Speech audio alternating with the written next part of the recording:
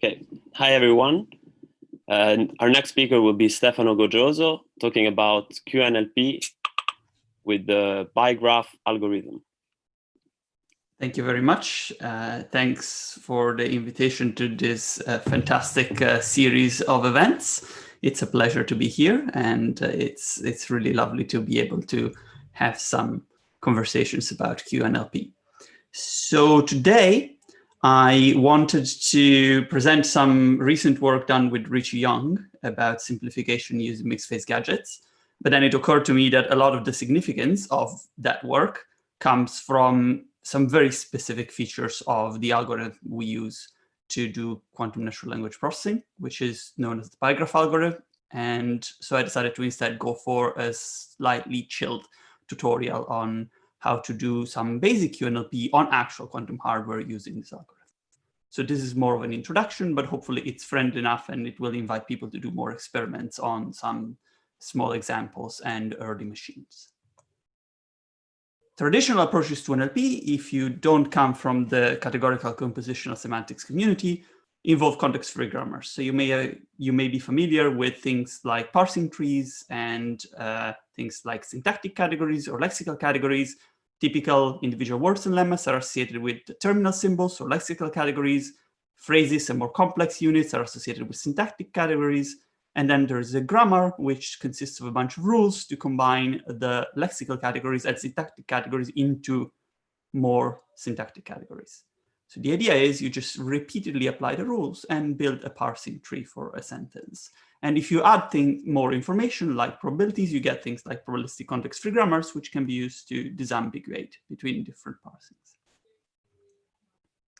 This work, like others in categorical compositional semantics, is based instead of pregroup grammars. So pregroup grammars just have types. There's a bunch of types, simple types, complex types. They are associated to lemmas, individual lemmas. And then phrases are associated to product types. And then simple and product types are combined into larger types for phrases. And then they are contracted to obtain parses. For example, we can start by specifying a set of atomic types. In the simplest case, let's say 2, type of nouns and a type of sentences. And then from these types, let's call them N for the type of nouns and S for the type of sentences. From these types, we can build more complicated types for other parts of speech. For example, adjectives can be built by this type. This type means that an adjective is something which expects a noun to its right. So this is the left dual of a noun, which contracts a noun to the left, and it will return a noun for you. And a transitive verb is something which expects a noun to its left and a noun to its right, and it will return a sentence for you. An intransitive verb is something that expects a noun to its left, and it will return a sentence for you. So this is a way of specifying the flow of meaning. And we can take the individual types for the various parts of speech, and we can combine them into longer and longer types for sentences, for example. Let's take the sentence, black wolf eat white sheep, which has been lemmatized already.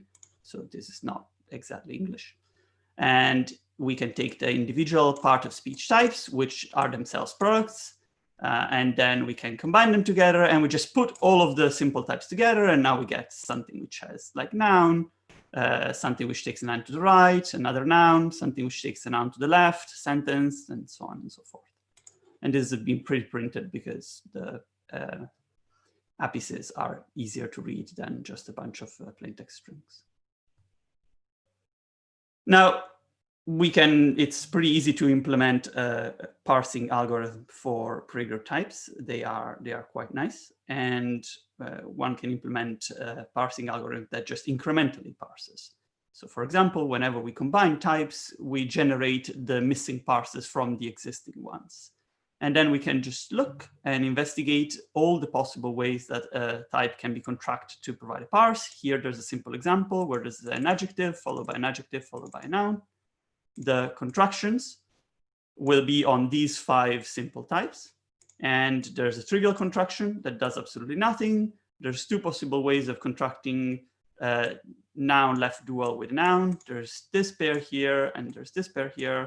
And then there's one full contraction, which leads to the entire thing having the meaning of a noun. Well, often we're just interested in a specific target type. Typically, we want to know about sentences. So we want to know how to parse sequences of words with parts of speech associated to them into sentences. And we can look at the contractions that give us sentences. For example, in the black wolf eat white sheep sequence of words, we have one contraction, which leads to a sentence. It's the one where black is applied to wolf by this, then white is applied to sheep by this contraction here, and then both black wolf and white sheep are attached to the verb eat through these two contractions on the side of s. And the only thing left uncontracted is s, which means that this is actually a sentence. Now, typically, there's in probabilistic context-free grammars, there's probabilities that help you disambiguate between different parses. In the case of pregroup grammars, this is not possible because there is no possibility of tweaking the rules. The rules are fixed. Now, having seen the types of contractions, the only thing that we really miss to get a pregroup grammar is a lexicon. Lexicon is an association of possible types to lemmas. Now, here we have written the types as if they were parts of speech, but they really don't have any structure. These are just generic pregroup types. It does not matter how they are formed. I could have just written n times nl instead of adj, and it would have been exactly the same. So this is a very simple lexicon with the 5 words that we used before. In the experiments we do, we usually derive these from an LTK partial probabilistic context-free grammars. And so we have additional information, such as probabilities, but it doesn't really matter for this presentation. Now, given a string in a lexicon, we can just parse the string in all possible ways. There's some tokenization, there's some lemmatization, like in this case, it's just a standard tokenizer and lemmatizer that do nothing but separate by white space and do some simple lemmatization. And then we can just take all the words, check in the lexicon for the possible types, create all possible pregroup types, and look for the ones that have our desired target type. In this particular case, there is only one possible contraction and one possible choice of types, which leads to a sentence. So there is no grammatical ambiguity. But in general cases, there can be grammatical ambiguity and parsing ambiguity. So it could be that the different words have, if the same word has different types, and therefore we get different parses, but it could also be that with exactly the same types for all words, we also get different parses because we contract things in different order, even though that shouldn't, in theory, matter. Now, in traditional approaches to NLP, meaning arises as the interaction of two things. There's syntax and there's semantics. Now, syntax is typically considered grammar. Semantics is a bit more fluffy. It really depends on the specific application. Usually it's vectorial semantics or distributional semantics. And in categorical compositional semantics, the boundary is a bit blurred. The syntactic side is pregroup grammars, as I've just said, but it turns out that this lives in the same categorical universe as the semantic side, because categories of vector spaces that can be used for distributional semantics are monoidal categories, or in fact, they are Dagger compact categories. And so they live in the same categorical universe. And the translation from syntax to semantics is just a compositional transformation of the types and morphisms. So it's just a functor. This is the foundation of categorical compositional distributional semantics, which is a very successful field. Now, in quantum natural language processing, we take a special case of semantics, where the models are taken in terms of quantum circuits. So these are circuit models, but more general, one can use tensor networks, for example. Anything which can be implemented and run on a quantum computer should probably count as QNLP. Now, each part of speech is associated to a parametric circuit ansatz, and each word is characterized by specific parameter values. So there's a parametric circuit family, which is associated to adjectives, for example, with some parameter theta. And then if we want to know the specific circuit for black, all we have to do is substitute specific values for those parameters. Now, these parameters are typically learned with some QML, quantum machine learning technique, or some optimization, usually something in the form of gradient descent, stochastic gradient descent. But it doesn't really matter for the purpose of this presentation. In fact, we will take these parameters to be random. If we want a circuit model, we only need 2 ingredients. We need to know each atomic type how many qubits we use to encode. And we need to have circuit ansatz for all pregroup types that occur as types of words. So typically for the pregroup types that we use to specify parts of speech.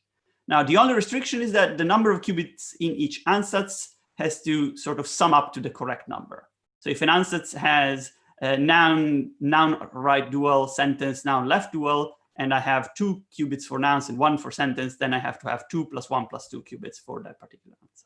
So it has to be a 5-qubit ansatz. But that's the only restriction. It's quite a flexible approach. Now, here we will create a few ansatzes just to give some examples. We start by importing a few classes and writing a function that generates parameter names. So this is just a generator for parameter names because I didn't want to repeat the same code again and again and again.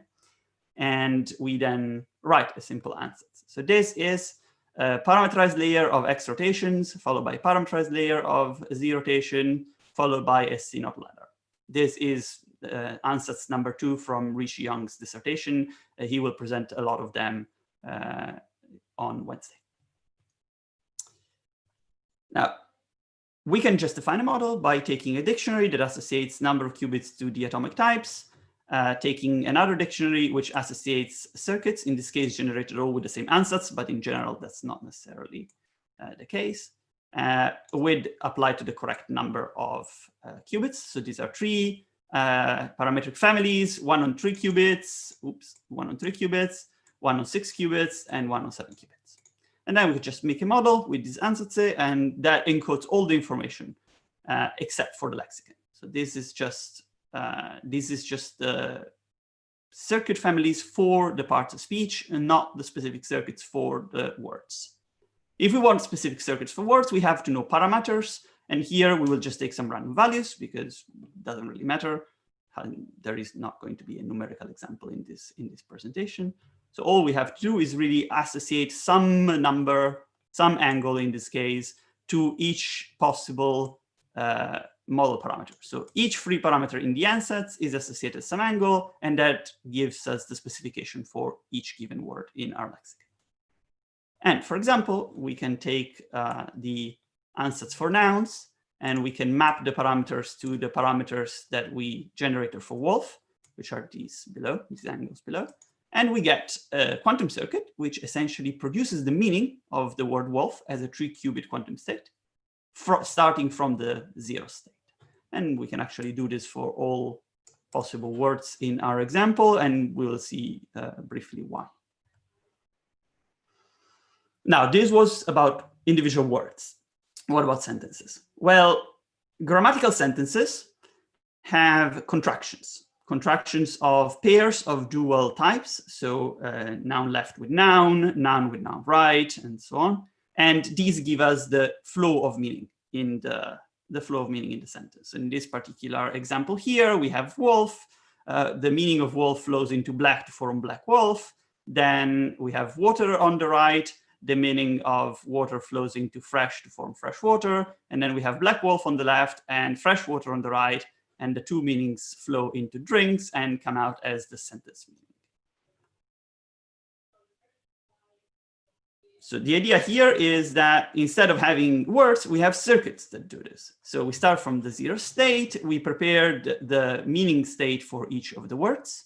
This is quantum state on different number of qubits. And then we construct the tensors corresponding to these states. And what we are left with is a state for the sentence, which encodes the meaning of the sentence. So this is just essentially its tensor contraction, but done through quantum computation in some way. Now, how do we do these contractions?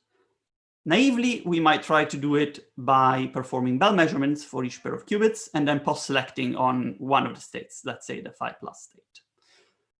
This is somewhat expensive. It also uses an unnecessarily large number of qubits. So here we adopt a different strategy, which we named the Bigraph algorithm, although it's more precisely a family of algorithms parameterized by a cost function. The idea was originally proposed by Will Zhang and Bob Kuke in 2016. So this is the first reference. And then specific implementation details were given in a more recent paper. Now, instead of taking all the circuits one on their side and then contracting, what the Bigraph algorithm does is take some of these circuits and transpose them. Now, this means that the number of qubits required to implement the contraction is halved. And it also means that the probability of observing the post-selection outcome increases. Now it vanishes as 2 to the minus k instead of 4 to the minus k, which is a small benefit in the beginning of the training, in the first training stages. The algorithm is exemplified by this picture here.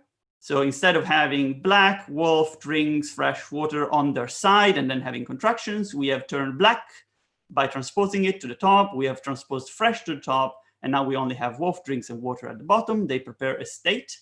And then this state is partially transformed to the left by black and to the right by fresh. And some qubits are left untouched in the center for the sentence wire. And then we post-select on the 0. So we just do measurement in the computational basis, post-select on the 0 state on the left, 0 states on the right. And whatever is left after post-selection is the meaning for our sentence.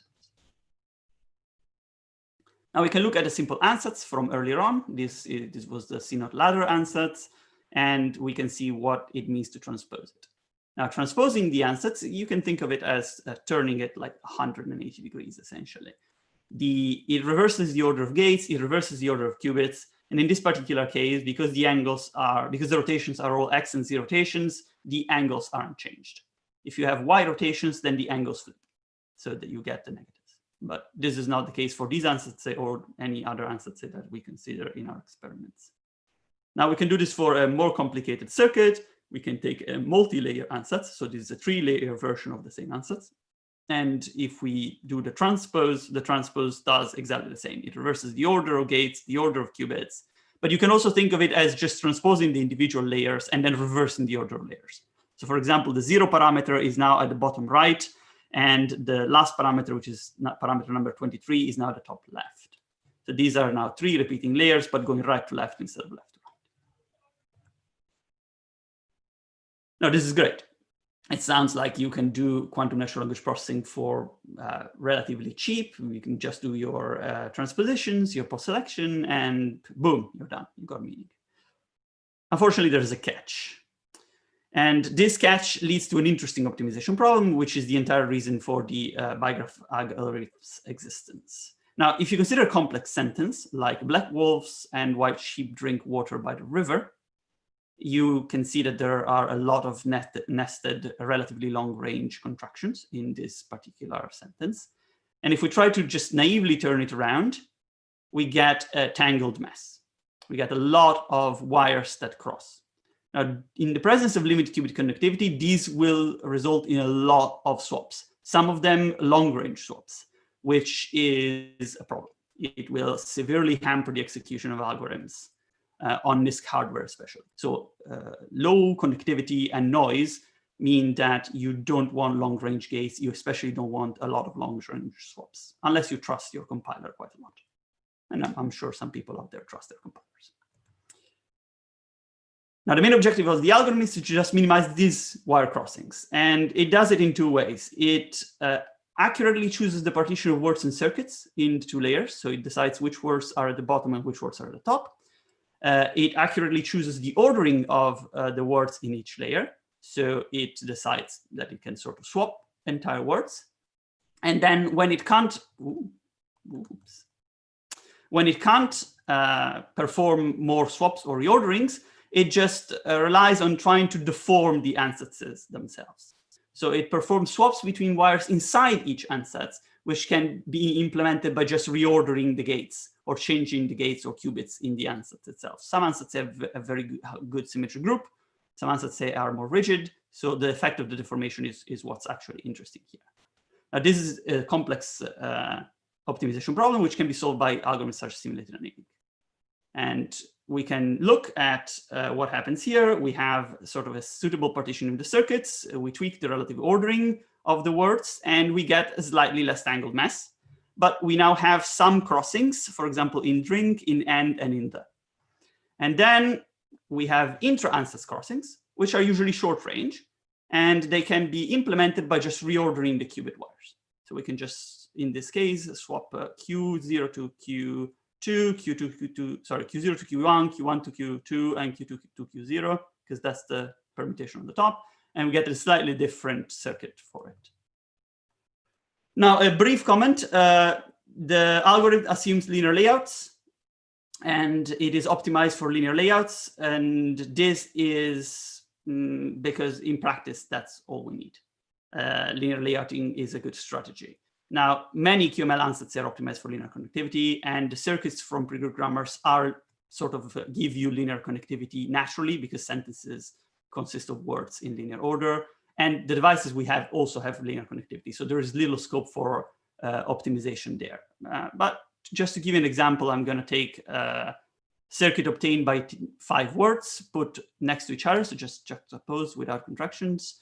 And we can map it on something like the Cambridge backend from my VMQ, and we can see that the circuit sort of snakes through the architecture all the way in a single long 25-qubit chain.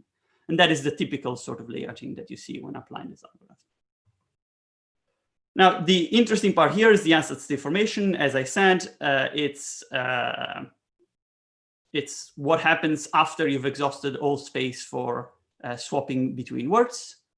Now, if we take an example of the same answers from before, but with more qubits, we see this ladder of CNOTs. And if we try to permute some of the qubits, we get long-range CNOTs appearing. And these are kind of bad. So the issue is this is a relatively rigid ansatz. We can quantify the cost by just saying that we implement long-range CNOTs by certain CNOT ladders going back and forth. Remember, we can't really assume that the intermediate circuits are ancillary because the intermediate circuits carry meaning. And then what we get is that this particular ansatz is really rigid. The original cost in terms of CNOTs was 5, but the CNOT counts after the average, the average CNOT count after deformation by some permutation is 18. So that's a pretty significant increase. But not all ansatz are like that. Some ansatz are optimized for full connectivity, like this one, which is ansatz 5 from Rich's dissertation. And if we try to permute these ansatz, we don't get any change. So this kind of ansatz means that we already pay a price in terms of implementation, but we have a lot more freedom when optimizing using the Bigraph algorithm, because we can deform it any way we want, and that's not going to change the cost of our optimization problem. Now, very quickly, I'm going to show a worked example. It's the example from before. So it's black wolves and white sheep drink water by the river, rearranged in this particular layout, which is optimal, or at least optimal as far as I recall from experiments. Now, the upper indices tell us which words are on the top. And this S placeholder tells us that there's an open S wire between drink and the. And the lower indices tell us the words on the bottom. So that's some of the layouting information. We add new types for our parts of speech, because now we have a conjunction, a determiner, and a preposition. We make a new lexicon, and we just proceed to perform some parsing. We get 2 ambiguous parsings. They are due to the way that end was implemented, and it's just left and right or right and left. It's because end is sort of ternary. So it's not really important which one we pick. We pick one, we pick the first one. That's a sentence. And we proceed to make a new circuit model with new ansatz for our new parts of speech. And again, we make our word parameters by randomly selecting some angles, and we make the word circuits. So this is the same as before. We just repeated it for new words and new parts of speech. And we get circuits for words. Now, these are black and wolf. Black is a 4-qubit circuit. Wolf is a 2-qubit circuit. And we get end, which is a 6-qubit circuit because it has 3 noun types. Then we get white, which is 2 + 2, sheep, which is 2, drink, which is 2 + 1 + 2, so 5, water, and by. So by is the interesting one here because it's 4, but it's in the form of 1 + 1 + 2 because it has sentence now. Stefan, I think we're running out of time now. Yeah. So maybe if I'm going to just ask one question, or do you want to finish off? And yeah, I'm almost done. Do you mind? I'm just going to show the final circuit. Okay, show the final circuit. Mm-hmm. So if you contract things together, let me just go to the final result. So this is the circuit that you get if you put everything together. So this consists of the lower layer, which was just the lower words juxtaposed, 1 next to the other. And then there's the upper layer, which is the upper words. They have been transposed, and actually in this case, they've not yet been transposed, but they will be transposed after. And then we can perform the swaps in between. We can put the three circuits together. So there's a lower layer, an upper layer, and just the swaps in between. And then we can transpile it and map it on a backend of our choice. In this case, it only takes 18 qubits, and it follows the same kind of snake pattern. So we can obtain the meaning of this particular sentence by an 18-qubit computation on some reasonably sized backend. The data that we wrote by hand is the same data that one would get from the Bigraph algorithm. As I said before, the Bigraph algorithm is parameterized by a cost function, and it would just give you the lower and upper indices. It will give you the deformations, and it will give you the swaps in between, which you can use to construct your circuit. And that's pretty much it. Here are some of the work that remains to be done. There are some examples of things that we're interested in. So applications of mixed phase gadgets are an example of that. And generalization of the optimization problem to arbitrary topologies is a second example of something that we actively work on. So thank you very much for your attention. And I'm going to take a question, I guess. Thank you, Stefano. I think we don't really have time for questions. Maybe one very fast one. So there's been some questions about the code you're writing. So what library are you using, and is it a Jupyter notebook, these slides? Yes, these slides are a Python notebook. The library was intended to be just an implementation of the Bigraph algorithm. It's sort of ballooned into a pretty significant piece of work. So we're still concluding that. It will be made public and open source in the near future. So hopefully by the end of the year. It's just we're still making some tweaks and changes, and we don't want to affect users. Okay, thank you very much. And thank you everyone for joining. Thank you very much.